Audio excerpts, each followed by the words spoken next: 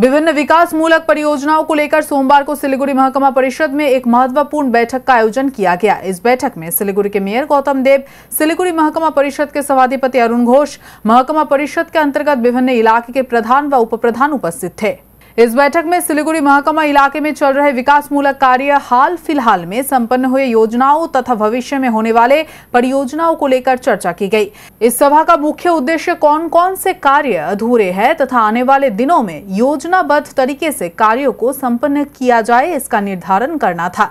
बैठक के अंत में उसी सभा कक्ष में आगामी 21 जुलाई को होने वाले तृणमूल कांग्रेस के कार्यक्रम तथा तैयारी को लेकर चर्चा की गई।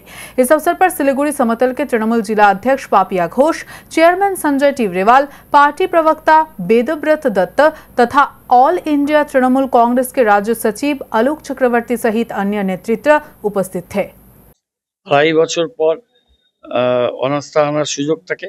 লেফটরা 2010-এ ভেবেছিল 11-তে চলে যাবে, ওরা একবার ইলেক্টেড হলে আর অনাস্থা আনা যাবে না, সেই সিদ্ধান্ত নিয়েছিল।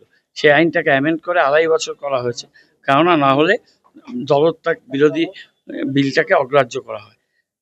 প্রত্যেক জায়গাতেই পঞ্চায়েতের এটা একটা স্বাভাবিক প্রক্রিয়া।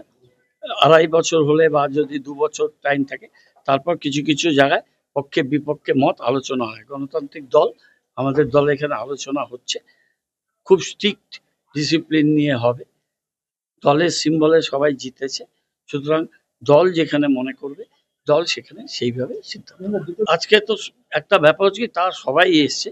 দেখো, প্রধানদের মধ্যে বেশিরভাগ নতুন প্রধান, অনেক প্রধান রিজার্ভেশনে এসছেন, সুতরাং তাদের কাজ বুঝতে, কাজের পদ্ধতি বুঝতে, পার্টির সাথে সমন্বয় বুঝতে তাদের কিছুটা সময় লাগবে। আমরা সেটা নিয়েই তো আজকে 4 ঘন্টা আলোচনা করলাম। আলোচনা করে পার্টির সমন্বয়ে আমরা বাড়াবো, রেগুলার মিটিং হবে পঞ্চায়েত প্রধান উপপ্রধানদের সাথে, দলের যারা পঞ্চায়েতের সদস্য এবং পার্টির অঞ্চল সভাপতি, বিশেষ করে ব্লকে, তাদের সাথে সমन्वय बढ़ाना। इस बैठक में पार्टी की ओर से बताया गया कि शहर का संपूर्ण विकास करने तथा पार्टी के सांगठनिक कार्यक्रम दोनों ही मामले को समान महत्व देना होगा।